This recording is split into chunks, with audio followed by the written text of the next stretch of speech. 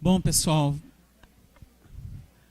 retornando aqui à nossa atividade, nós temos um tempinho nessa parte para quem quiser indagar sobre coisas que a gente veiculou, ideias sobre esse histórico de evolução do próprio ser, com abertura do canal mental para o intercâmbio diferenciado.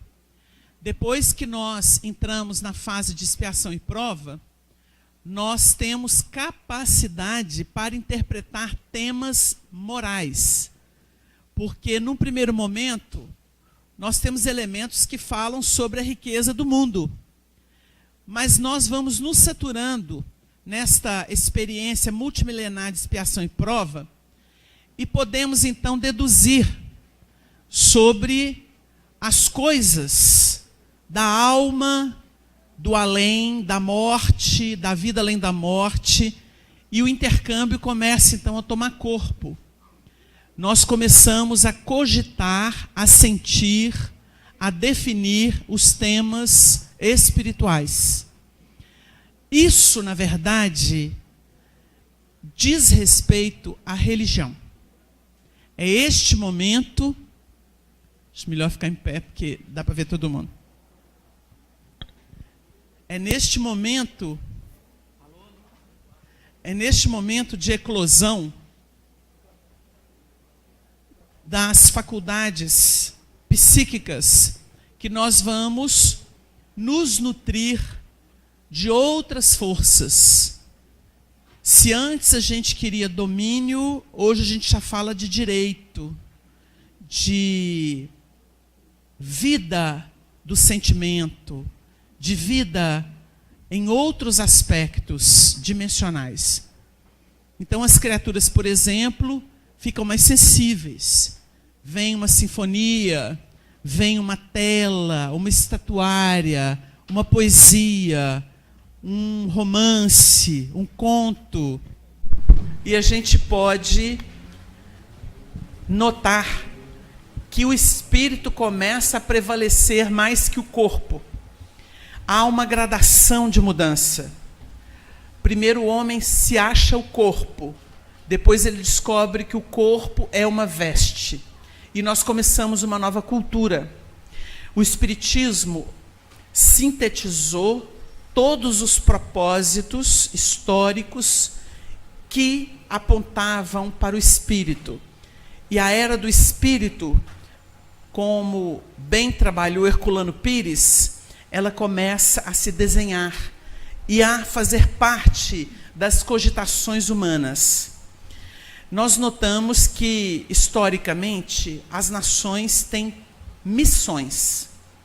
Emmanuel, sempre brilhante nas suas análises, profundo conhecedor da evolução no planeta Terra, ele define, por exemplo, que a sabedoria grega em Atenas foi resgatada pelo processo reencarnatório pelo iluminismo, notadamente francês.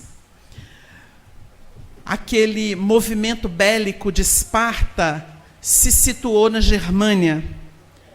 E nós vemos que a história recicla e se repete. Nós temos, por exemplo, definição no livro Roteiro de que a Inglaterra competia a educação. Era a missão da Inglaterra. Como as Américas competia a revelação espiritual.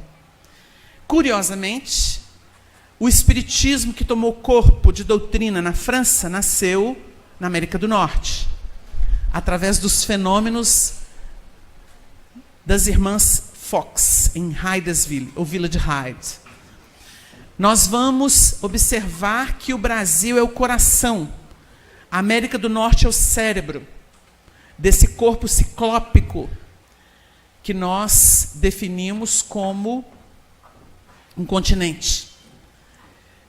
Enquanto o cérebro trabalha as questões mais imediatas e materiais, o coração trabalha as questões morais e espirituais, que dão o caráter ao indivíduo.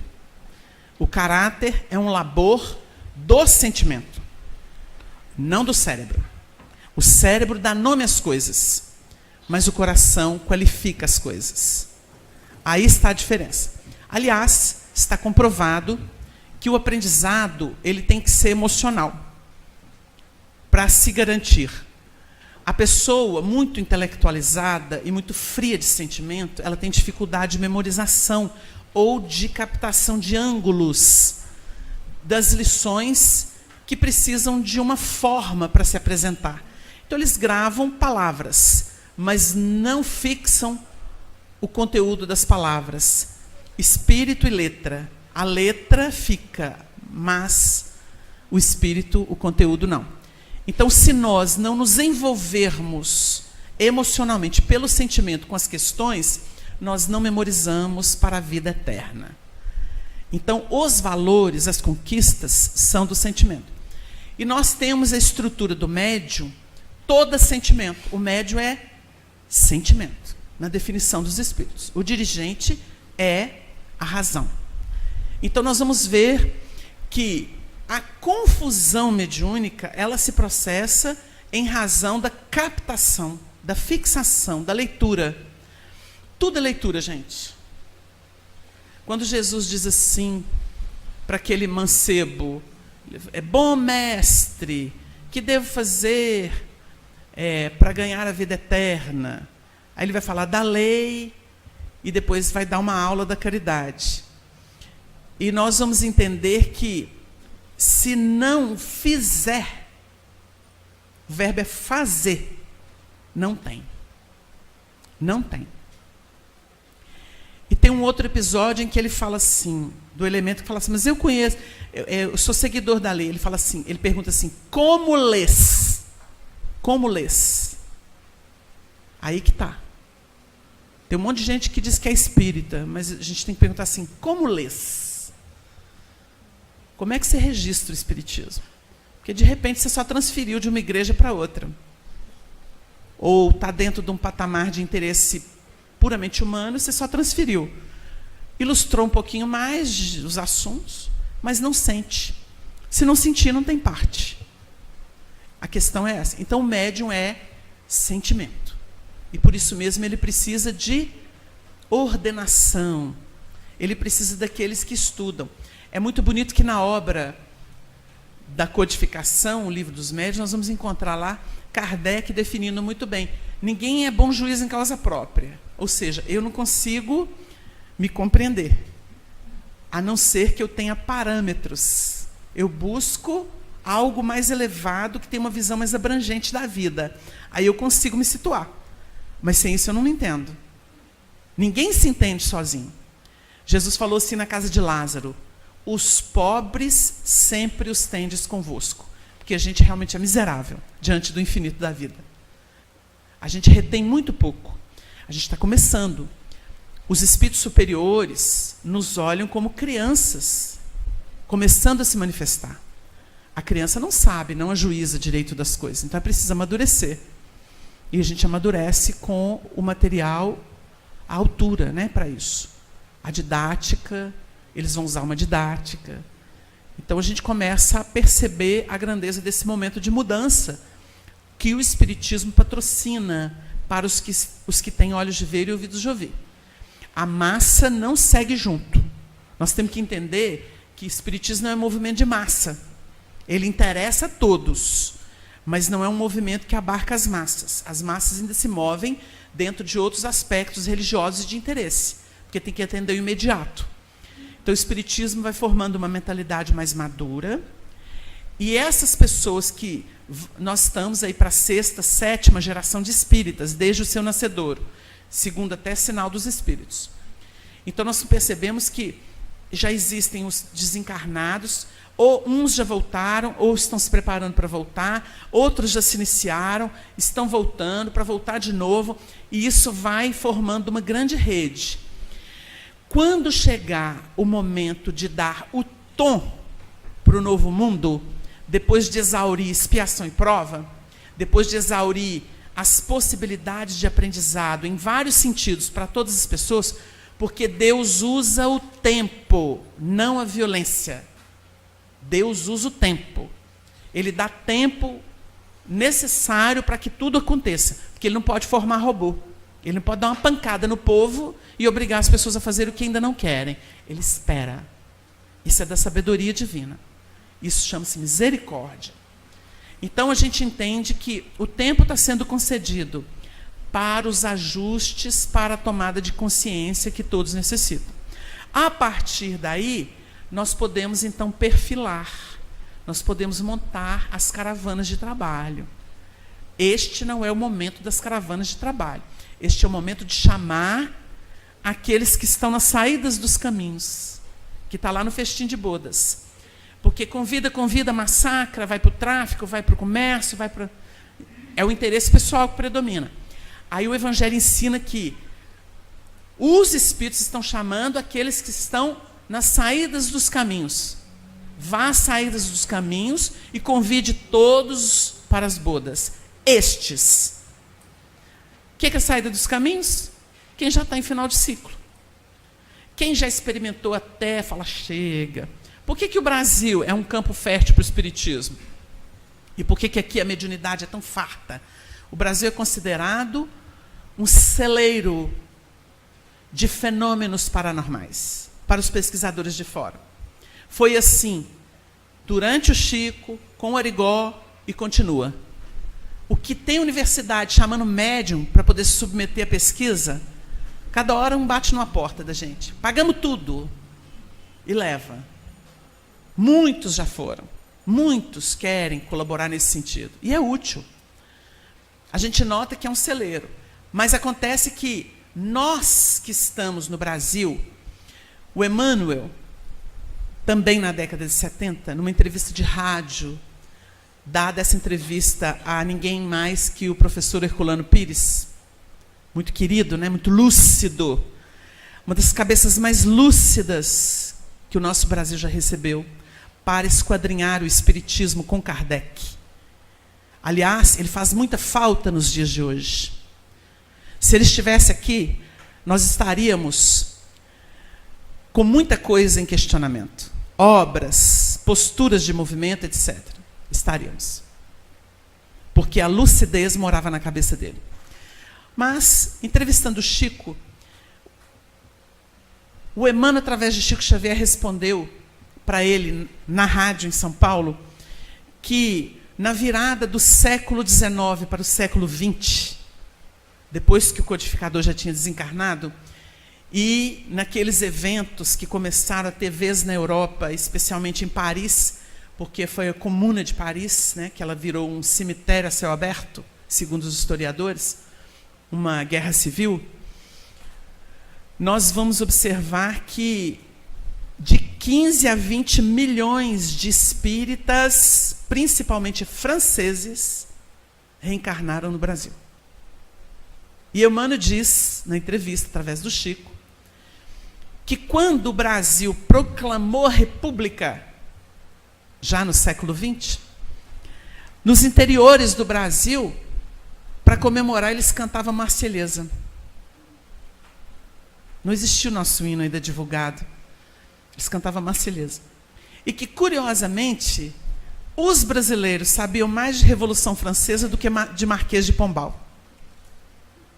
E até hoje a gente tem marcas profundas dessa França e do espiritismo entre nós. Então a gente entende, é o pessoal saturado da Europa que vem em bloco para poder fomentar a aplicação dessa doutrina nas nossas vidas. Não para formar casta, isso não interessa. É para a aplicação da doutrina no nosso dia a dia. E a partir daí, nós temos esse resultado. O espiritismo se tornou um queridinho no nosso país. E Chico Xavier foi escolhido no mundo espiritual. Divaldo conta que em diálogos com Chico, Chico disse que ele tomou durante anos banhos magnéticos no além, para que quando ele reencarnasse, o perispírito fosse o corpo dele. O Chico tinha todas as antenas exteriorizadas. Por isso ele encontrava com uma pessoa e falava outro nome. Fulano, fulana. Quantas pessoas contam isso? Ele conhecia a pessoa pelo histórico de outras vidas. Falava nome, contava. Dava aula sobre a cidade, por onde ele andou. Ele dava aula sobre Barcelona. Aqui tinha a rua tal, minha filha, aqui. O Divaldo assistiu esse episódio. Ele vendo uma amiga do passado chegar, a neta. Sua avó morou do meu lado em Barcelona, aqui na rua tal, era assim, assim, assim, antes da Olimpíada, né? Que mudou tudo em Barcelona. Dava aula, como deu de outros lugares, porque passou. Então ele tinha uma memória permanente de outras vidas. Por isso Herculano Pires o chamou de interexistente. Ele vivia nos dois lados da vida. Não tinha limite para o Chico.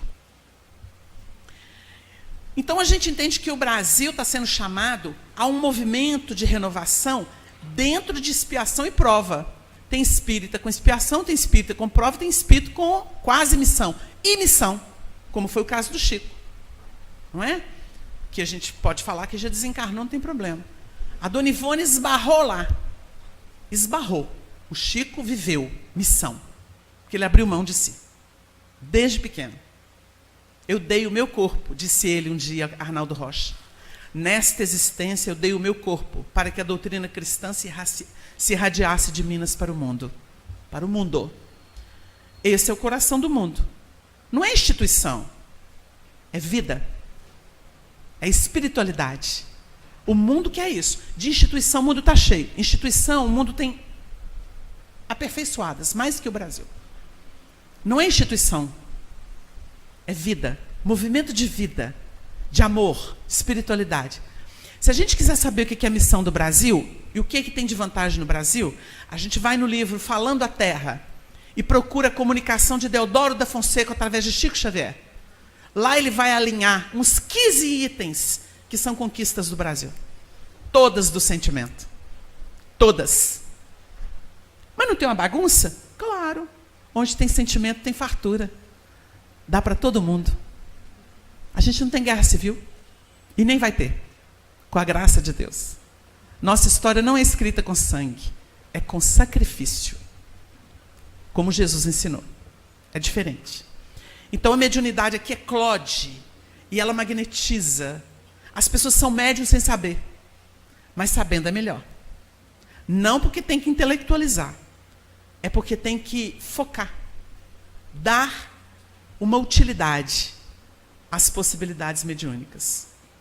Então eu estou falando, mas na verdade o espaço é de vocês. E aí? Ô Wagner, nós recebemos aqui agora uma participação de uma ouvinte da Rádio Brasil, Andréia, da Alemanha. Ela faz a seguinte pergunta aqui. Wagner, você poderia explicar um pouco sobre as palavras de Emmanuel? O direito da força, a força do direito, como usar esses ensinamentos no cotidiano? Nós tínhamos nos esquecido que nós temos pessoas nos acompanhando graças à tecnologia. Então a gente saúda os nossos irmãos que através da internet nos seguem, desejando a eles muita paz e muita luz. E agradecemos a participação da nossa irmã. Quando nós dissemos que o Emmanuel enunciou que é preciso converter o direito da força à força do direito, ele deu uma aula de evolução. Porque no passado, e nós aprendemos isso principalmente com o Império Romano, o direito da força era a imposição. Você não reconhece o direito do outro, você subjuga o outro, você exige do outro, você escraviza o outro. Nós estamos hoje começando a viver um período diferenciado, com muitas lutas e sofrimentos, que diz respeito a converter o direito da força em força do direito. Porque o direito é a democracia verdadeira. É quando você reconhece que o outro, mesmo não gostando de você, ele tem direito de ser assim. Porque você não é o suprassumo da evolução. Você é como ele, um caminhante. E ele pode não gostar de você. E você vai respeitar isso. Isso é força do direito. É quando o insensato faz e acontece, e você não fica querendo matá-lo, enforcá-lo, porque você fala assim, é infantil, viciado, vai colher essa porcariada toda que ele está fazendo. Agora é instrumento de escândalo. Olha a compreensão. Jesus disse sim, é necessário que venha o escândalo. No mundo como nós, todo dia tem escândalo. Eu sou promotor de escândalo para muita gente, sem querer. Mas ai de quem o escândalo venha. Ou seja, ele está assinalado pela natureza, pelas leis de Deus. Então, a gente fala isso, respondendo a nossa irmã, porque no dia a dia, a gente vai olhar uma situação e falar assim, eu podia dar um tapa, mas agora eu estou com o evangelho, então eu vou orar pela pessoa, pela situação. Vocês entenderam? Isso é a força do direito. É aí que entra a consciência desperta. E sem consciência desperta não tem regeneração. Aqui, por que você não reage como todo mundo? Porque eu não quero ser todo mundo. Eu fui chamado. Chamado por quê? Pela doutrina espírita. Jesus está esperando por nós. Eu já entendi o recado, eu não quero fazer a mesma coisa que eu já fiz, não. A gente ouviu isso de grandes nomes. Um dia o Honório Abreu, hoje espírito, né? Estava lá dirigindo a União Espírita Mineira e veio lá um diretor falando palavrão, gritando, pisoteando nas coisas. Aí ele olhou, eu cheguei e vi aquela cena, assustado, um homem que estuda evangelho destemperado naquele nível. Aí, quando o elemento saiu pisando duro, falou uns desaforos para o Honório continuou sereno. Eu arregalado, o olho arregalado, olhei para ele e não falei nada. Aí ele virou e falou assim, você está vendo, meu filho? No passado, quando a gente era rei, imperador, magistrado, papa, o que a gente fazia? Numa canetada, estava morto. Passava o cavalo em cima. Hoje, nós estamos com o evangelho. A gente olha, lamenta e ora. Nunca vou esquecer da reflexão de um grande homem. A gente ora. E é isso. Fazer o quê, né? Nós temos que entender, gente, que o nosso meio é muito assediado. O espiritismo é um tesouro. E o que tem de treva atrás dele. Então, se uma pessoa vai fazer uma atividade católica, protestante, umbandista, é uma coisa. Agora, espírita lúcido, estudioso, dedicado, vai fazer alguma coisa? Forças e forças estranhas vêm sobre ele. Porque tem um diferencial. É muito lúcido. O espiritismo é muito lúcido. O espiritismo é pura caridade. Nós podemos diminuí-lo. Mas a proposta dele é fantástica. É Jesus de volta. Aí, meu filho, tem pancadaria. Então a gente dá o desconto, fala assim, não é fácil. Agora, a pessoa que não se educa, vai de roldão com a treva, né? Porque os espíritos dão oportunidade. Lembram do livro E a Vida Continua? Não, desculpem. O livro de André Luiz sobre sexualidade, sexo e destino. Lá tem um caso de 10ª vez no passe. Ele cita lá. Um caso de 10ª vez no passe. O elemento vicioso, complicado, vai no centro. Aí era a 10ª vez. Aí os espíritos falam assim, não vamos despender energia mais com ele, não. Estranho, né? Não vamos despender, não. Ele não valoriza, não tem esforço nenhum. Deixa ele entregue a ele mesmo. Eles não gastam energia com ele. A gente acha que espírito é bobo, né? Não. Tudo tem um preço. De semana, Chico Xavier. Tudo tem um preço. Então a gente não pode dar bobeira. Então, o direito da força é convertido em força do direito. É essa expressão em que nós nos disciplinamos para ensejar o direito de todos. Inclusive o nosso. Porque quando eu respeito o direito do outro, eu naturalmente estou trabalhando para ter o meu respeitado. É um processo educativo. Mas é isso. Alguém mais? Mais uma pergunta aqui, o Wagner. Gostaria de saber quando aquele sujeito que tem mediunidade ostensiva mas por motivos outros ele não teve educação mediúnica adequada, antigo desenvolvimento mediúnico. O que pode vir a acontecer com esse sujeito, já que ele não usará a mediunidade para o bem comum, isto é, para ele próprio? Nós não podemos dizer que não existe trabalho e educação da mediunidade fora do espiritismo. Porque o espiritismo tem 160 anos e a mediunidade sempre existiu. A questão é a seguinte: a mediunidade é uma força da natureza, como nós vimos, onde tem mente, tem onda mental e tem associação de ondas. Então, a mediunidade, ou esse intercâmbio de forças, ele se dá consciente ou inconscientemente e atua do psiquismo para o corpo, do corpo para o meio.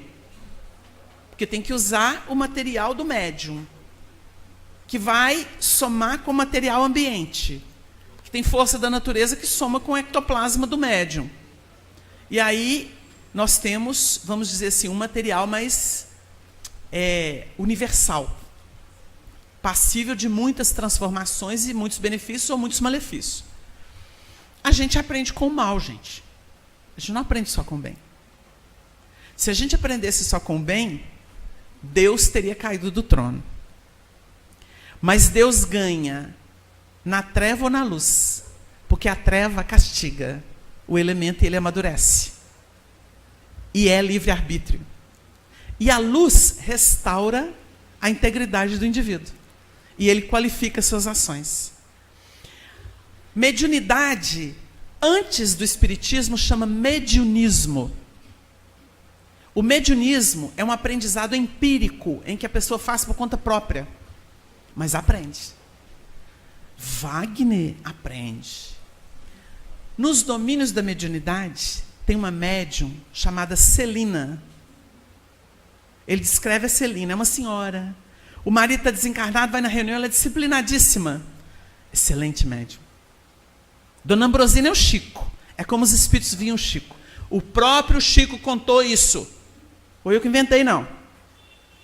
O dirigente da reunião é o Arnaldo Rocha. É como eles viam o grupo de Pedro Leopoldo. E depois eles visitaram o da Federação no Rio, na época.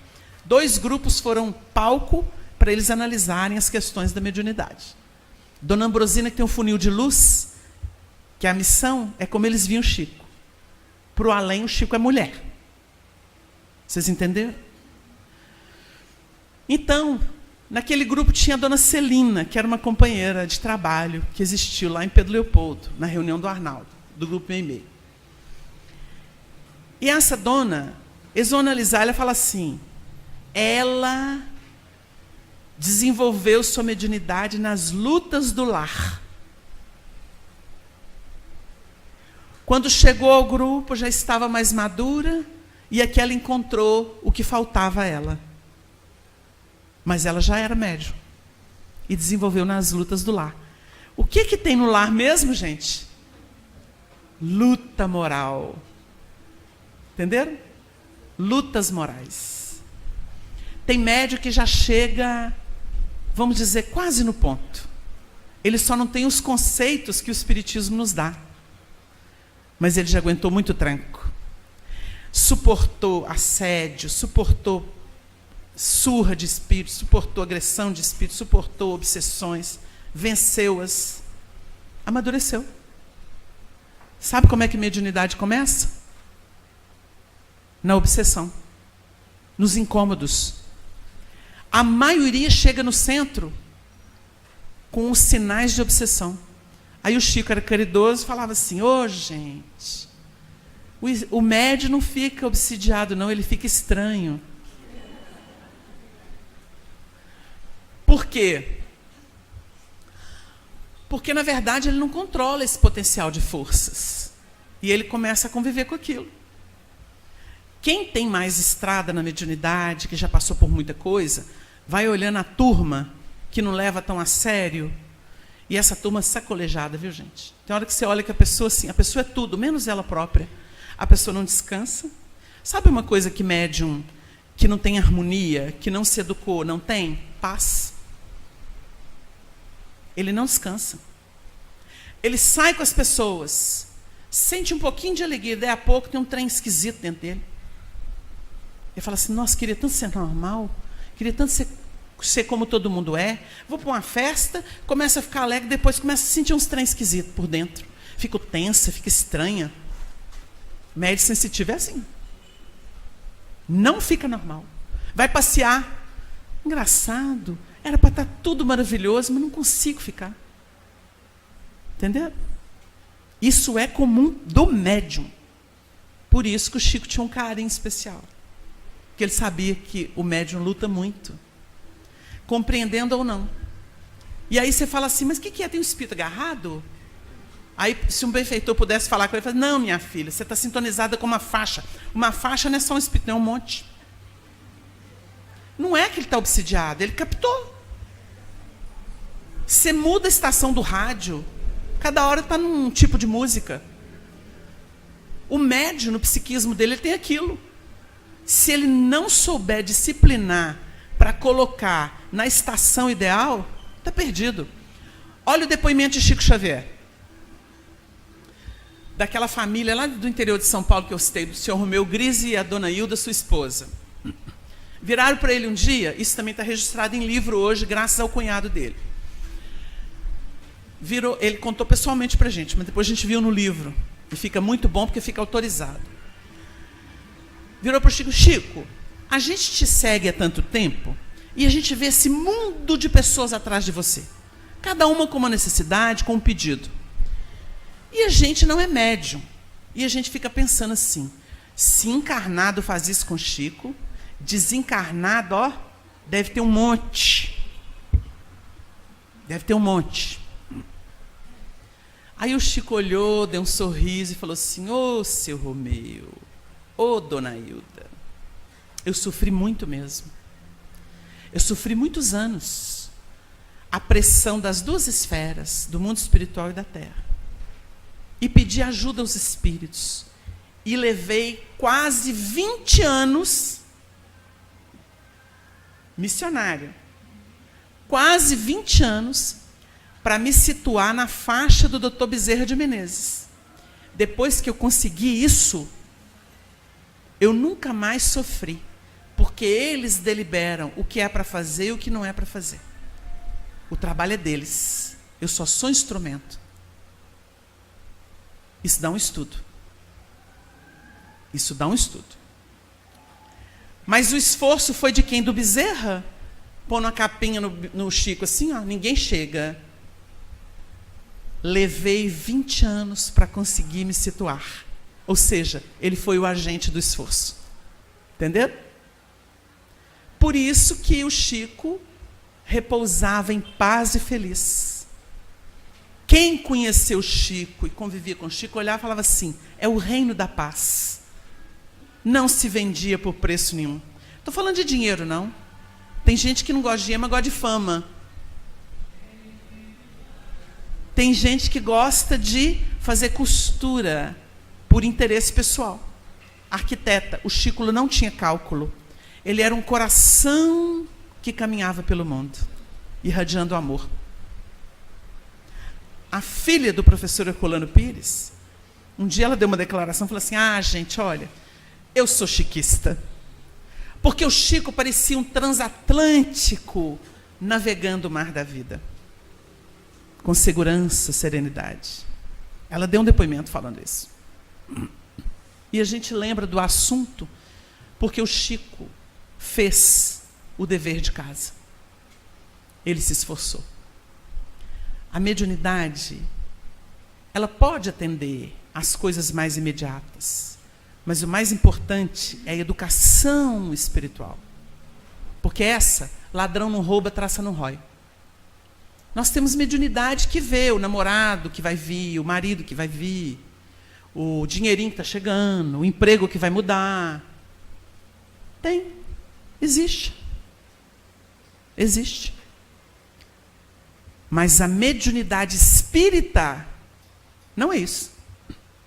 Ela é toda moral. Toda moral. Aí o povo fica assim, não existe mediunidade espírita. Não existe. Porque antes do espiritismo, era mediunismo. não tinha moral agregada. Só o Espiritismo definiu a função do médium, estudou o médium, esquadriou o médium e definiu suas funções. Catalogou isso. O Espiritismo deu dignidade a um fenômeno histórico na Terra. Nós tivemos um médium em São Paulo, Girardelli, esqueci o nome dele. Era um médium extraordinário, produzia tanto intelectualmente quanto efeitos físicos. Ele foi um assombro. Ele chegava na casa das pessoas, as cristaleiras, dançava e quebrava os cristais e as louças. Ninguém queria recebê-lo. Ele era um trovão. Não tinha como duvidar. Materializava espírito, fazia transporte de objeto, fazia mover tudo. Era um assombro. E, curiosamente, ele ficou famoso no seu tempo regionalmente. E o Chico, que era médium de efeito físico, mas que foi contido porque o trabalho dele era o livro educa, e a vida dele foi colocada para interpretar os livros, porque ele se comportava como os livros ensinavam, porque foi orientação de Emmanuel para ele. O Chico virou luz para todo mundo. E o médium, que em termos de fenômeno era mais potente do que o Chico, passou e foi esquecido. Vocês entenderam?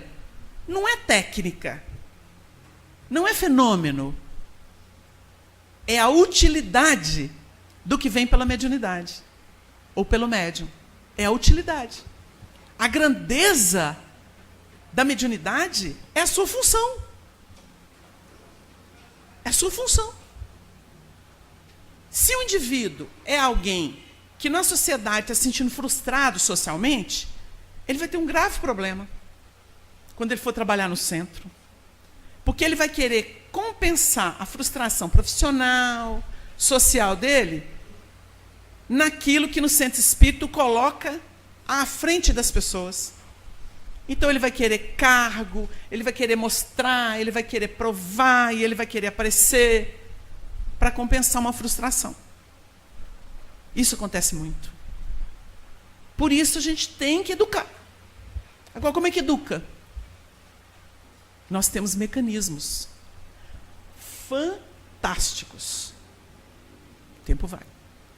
Nós temos mecanismos fantásticos, que vai ser o nosso tema da segunda parte. Então, essa questão que foi proposta, o indivíduo aprende, sim, com as lutas da vida. Mas quando o Espiritismo chegou a paz, chegou o norte, chegou a segurança. Aí vou lembrar só o Chico aqui para a gente culminar essa resposta à nossa irmã que está participando conosco. O Chico explicou para os amigos dos primeiros tempos em Pedro Leopoldo que ele, desde menino, via, ouvia, sentia os espíritos. E quando a irmã, a Maria, que o nome está errado lá no filme, né? O filme tem permissões poéticas, concessões poéticas, porque não tem como ser tão leal, né, aos detalhes. Mas a irmã que adoeceu, depois ela foi morar numa cidade que chama Sabará, que é uma cidade histórica em Minas Gerais. E ele que conseguiu emprego para o marido dela lá, porque eles estavam lá sem emprego, com filho, sem nada. E ela tinha uma mediunidade. Ela foi médium que recebeu várias psicografias dos espíritos orientando o Chico. E o Chico meio que se valia dela para ter respostas que ele próprio não conseguia como médium. Porque a gente acha que o Chico é perfeito, né? Não, o perfeito é Jesus. O Chico está caminhando para a perfeição. Então, ele era humano. Então, naturalmente, ele ficava feliz quando arranjava um médium que podia ajudá-lo. E a irmã foi maravilhosa. Essa irmã ficou obsidiada, e tem todo aquele histórico. Vem o casal Perácio, Pena Perácio, que ilumina a casa, dá para o Chico o Livro dos Espíritos e o Evangelho para ele estudar. E o Chico, então, começa a sua maratona. Eu estou dando uma volta aqui. E o Chico contou, então, que ele começou a psicografar, a estudar os livros. E embora o estudo do Espiritismo a orientação do casal, que ajudou eles muito, e as psicografias, depois fundaram o Luiz Gonzaga, diz ele que só em 1931, porque isso foi em 1927. 1927 ele começou a carreira mediúnica dele, 8 de julho de 1927, quando ele psicografou a primeira mensagem. Até 1931, nós tivemos aí 4 anos. Foi quando Emmanuel se apresentou para ele, como um sacerdote, com uma cruz luminosa, como se fosse desenhada atrás dele.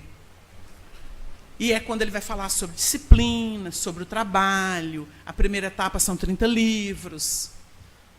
E ele vai aceitar. Ele disse que ele era médium antes, mas depois que Emmanuel chegou, a segurança e a precisão mediúnicas vieram para a vida dele. Só a partir de Emmanuel. Então vocês entendem o assunto.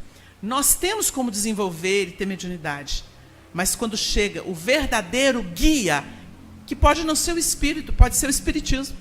Vocês entenderam? Porque o Emmanuel educou o Chico.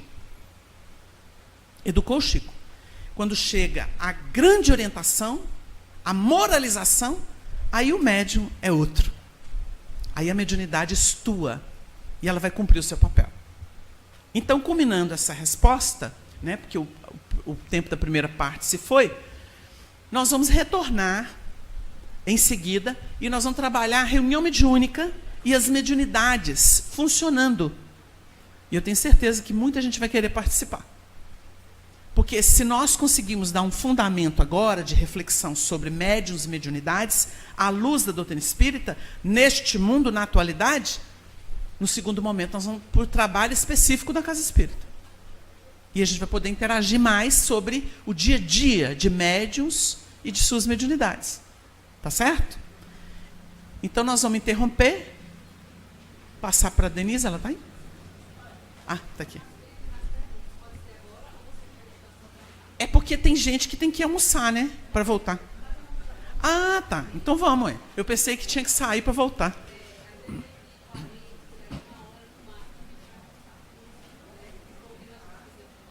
É porque marcou até meio-dia e depois 1h30 de volta, né? Então vamos mais uma que a gente completa, para dar o tempo certinho. O senhor poderia discorrer brevemente sobre a gênere, termo cunhado por Allan Kardec? É um tipo de fenômeno mediúnico? Penso que nunca ouvi no meio espírita mencionar esse termo. Sim. O agênere é um termo cunhado por Allan Kardec como espírita, espiritista, médium, mediunidade. Ele cunhou termos novos para não misturar o espiritismo com o espiritualismo. Ele era uma autoridade em línguas. Então nós temos que entender que isso também foi um propósito do Cristo para que o espiritismo não se misturasse com o espiritualismo. Na generalidade, o espiritualismo fez nascer o espiritismo, mas o espiritismo é uma especificidade, é uma ciência. E por isso mesmo o espiritismo é preciso no que ele propõe e estuda. O espiritualismo não tem compromisso com isso, embora até tente. Mas o espiritismo seria, sim, a síntese de tudo que o espiritualismo trabalhou no tempo. Então ele cunhou novos termos. A gênere é a materialização duradoura de um espírito que lança mão de ectoplasma, de fluidos da natureza, para poder se manter por um tempo maior na Terra.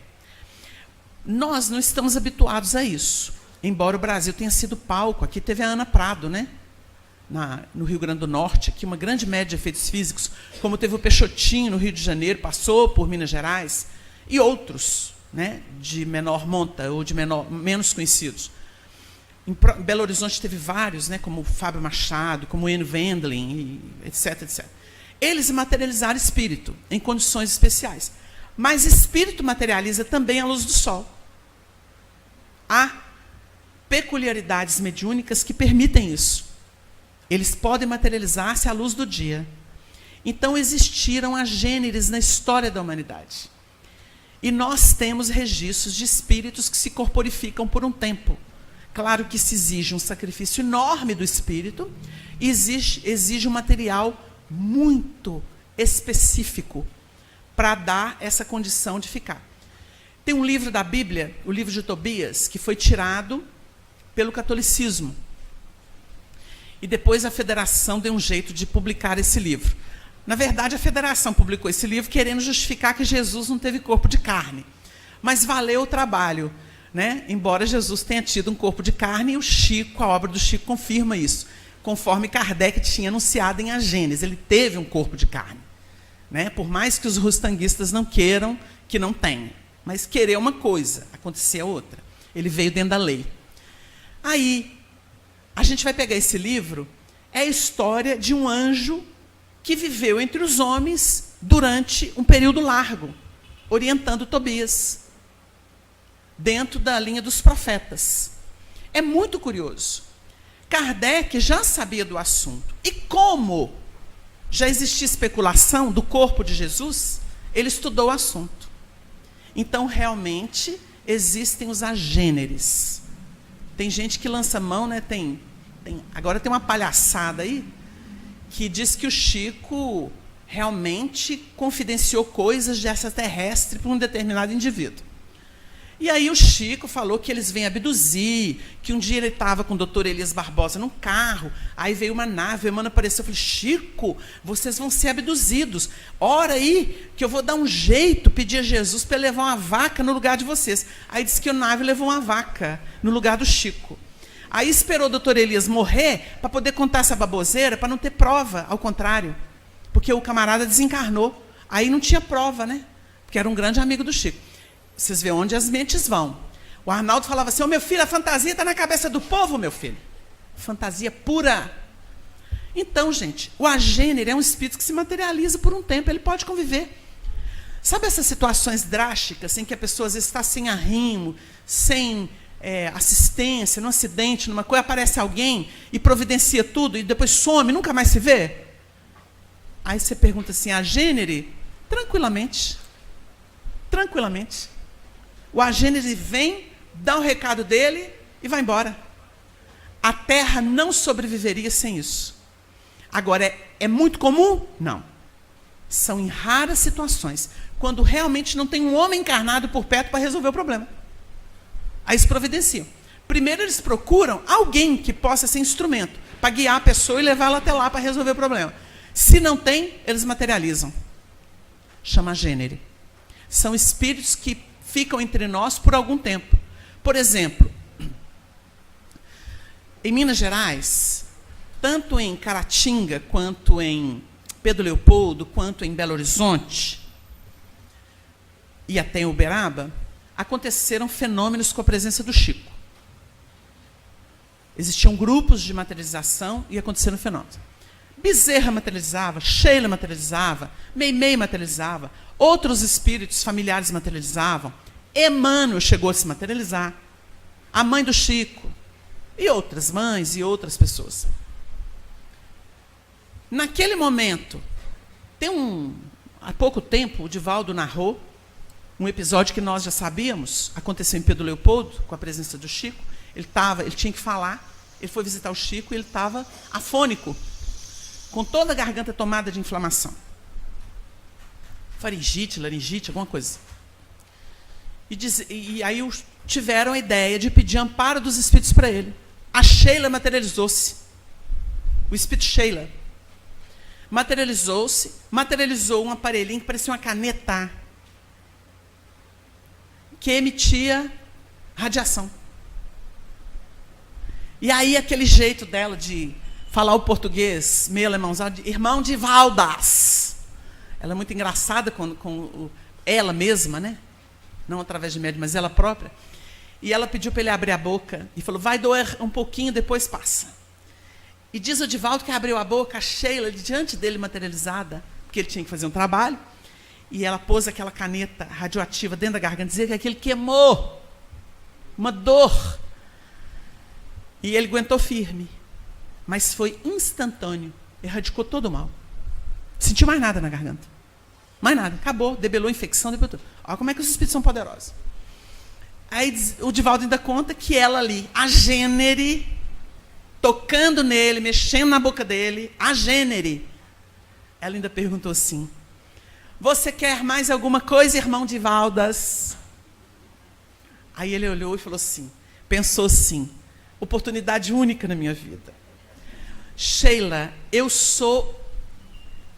tenho um sonho que é conhecer uma flor do gelo, a Edelweiss. Meu sonho é ver uma flor do gelo. Divaldas quer Edelweiss? Diz que Sheila fez um movimento, choveu Edelweiss sobre o Divaldo. Choveu. É de arrepiar, né? Ele pegou assim, ele chegou a guardar algumas por algum tempo, materializadas. Choveu Edelweiss sobre ele, porque ele quis conhecer a flor do gelo. Nunca esqueceu. Por isso, quando ele vai, tem coral, eles cantam Edelweiss, porque tem uma música, né, que fala de Edelweiss, alemã. Eles cantam Edelweiss para ele. Ele fica emocionado. Mas aconteceu lá em Pedro Leopoldo, do ladinho de Chico Xavier, né? Ô potência, hein, gente? Ô potência. Então, a gênere é isso. A gente fica a pensar, porque Abraão foi iniciado por um sacerdote de Deus chamado Melquisedeque. O Paulo fala que Melquisedeque não tinha genealogia. Ele veio e sumiu. E preparou Abraão para ser o patriarca da fé. Para começar toda uma trajetória de busca de Deus de modo consciente pela fé. Quando Paulo fala que ele não tem genealogia e fala da grandeza desse sacerdote de Deus, a gente fica assim, a gênere não tem genealogia. É a gênere. Agora, Jesus teve genealogia. Está no Evangelho de Mateus, está no Evangelho de Lucas. Ele teve genealogia. São 42 gerações para simbolizar a multiplicação de 7 etapas, que tem um significado filosófico muito inteligente. Se Deus criou a Terra em 7 dias, o universo, na visão de quem acha que a Terra é tudo, no 7º ele descansa, nós temos ali 6 vezes 7. Porque 6 é um número de preparação do homem, para a chegada do homem. O 7 é a chegada do Filho do Homem, simbolicamente. O que é o Filho do Homem? A renovação. É Jesus. Porque Jesus é o futuro da raça. Então nós vamos chegar lá. Então, assim, nós temos esses espíritos que, precisando, eles vêm até a Terra. O irmão X psicografou um livro, parece que foi em 89, o último livro do irmão X. Não vou lembrar o título dele agora. Último livrinho, um livrinho assim, despretensioso, maravilhoso. Ele conta que Pedro, o apóstolo, utilizando forças da natureza e ectoplasmas disponíveis, se materializou no Rio de Janeiro. E como Pedro, simples, com aquela expressão do passado, ele bateu na porta de um católico, de um protestante e de um espírita, para ver como andavam. O católico, o protestante e o espírita. E ele se apresentou como Pedro. O católico tratou segundo a mentalidade católica. Foi rechaçado, porque ele falou que era Pedro. O protestante falou sobre o império do demônio. E o tratou como um lunático, como alguém que precisava ser liberto do demônio. Quando ele conversou com um espírita, o espírita falou que ele estava obsediado, que ele precisava ir para a sessão de desobsessão. Aí o Pedro foi embora, desolado, porque o espírito da caridade não estava no coração nem do católico, nem do protestante, nem do espírita. É o conto que está lá nesse livro. Ele se tornou um agênere para fazer isso, o próprio Pedro. Então, ficam as reflexões para a nossa irmã.